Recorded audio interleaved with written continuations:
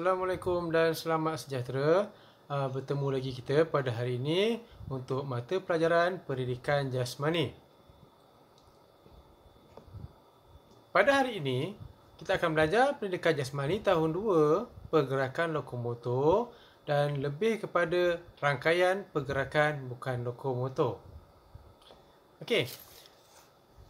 Kalau kita nak merujuk pada buku teks, kita boleh rujuk pada dua muka surat ya, iaitu pada muka surat 9 dan juga pada muka surat 12. Kalau kita merujuk pada muka surat 9, ianya lebih kepada pergerakan bukan lokomotor. Okey, maksud pergerakan bukan lokomotor adalah pergerakan yang tidak melibatkan perubahan tempat ya. Pergerakan tersebut hanya pada satu tempat. Kita tidak perlu bergerak daripada satu tempat ke tempat yang lain.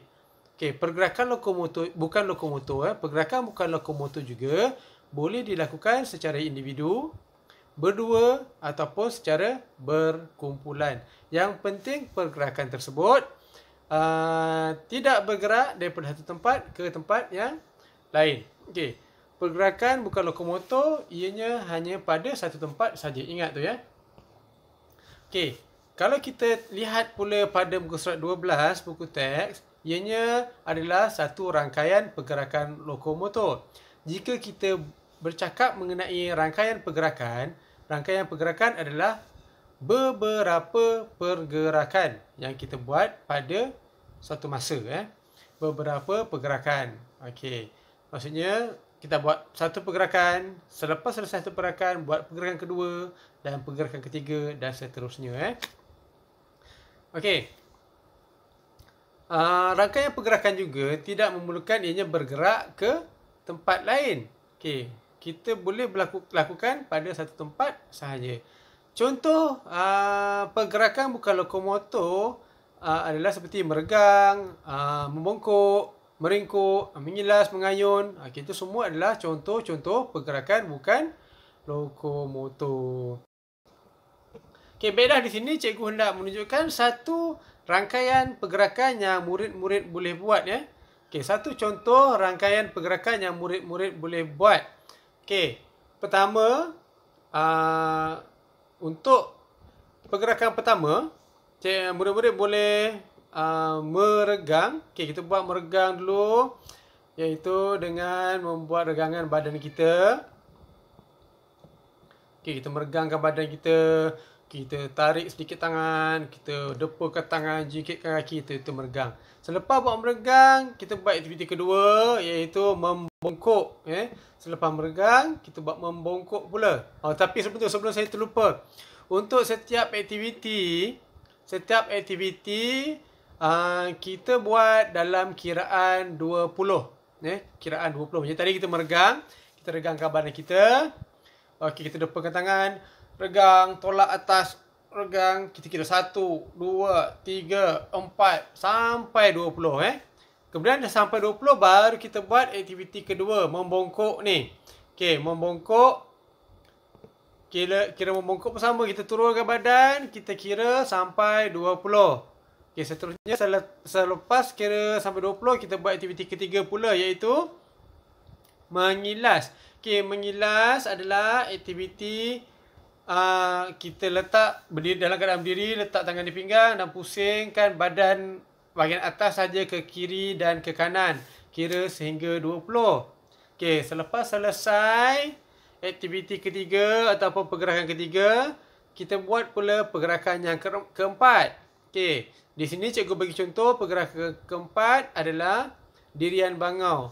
Okey, dirian bangau adalah di mana apabila kita berdiri dengan menggunakan sebelah kaki, kita angkat sebelah kaki dan kita depakan tangan. Okey, itu adalah dirian bangau. Okey, setelah kita angkat kaki dan depakan tangan, kira sehingga 20.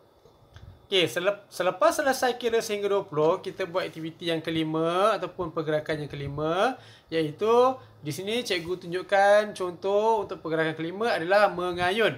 Mengayun adalah di mana kita dalam keadaan duduk, kita peluk kita punya lutut, kemudian kita angkat kita punya tapak kaki dan kita ayun badan kita ke depan dan ke belakang. Itu mengayun.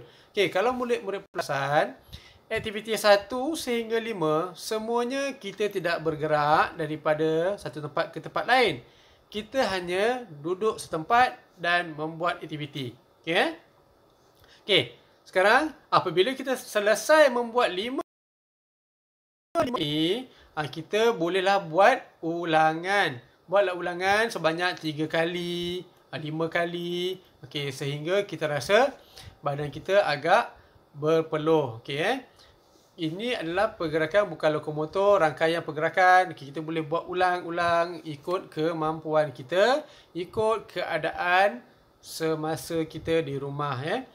Sebelum membuat aktiviti ini, pastikan murid-murid minta kebenaran ibu bapa dan pastikan kawasan yang murid-murid nak buat adalah kawasan yang selamat.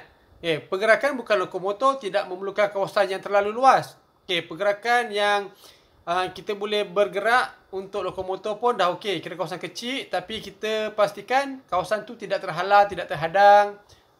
Kawasan tu kita boleh bergerak untuk lakuan kita. Itu dah cukup. Kita dah boleh buat pergerakan lokomotor.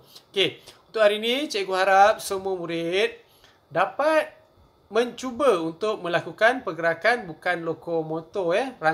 Murid-murid boleh membuat rangkaian pergerakan bukan lokomotor. Rangkaian pergerakan ini yang cikgu bagi ni hanya contoh. Murid-murid boleh tukar dengan pergerakan lain. Yang penting murid-murid buat rangkaian ataupun buat beberapa pergerakan bukan lokomotor. Itu sahaja daripada saya untuk hari ini. Sekian, terima kasih. Assalamualaikum warahmatullahi wabarakatuh.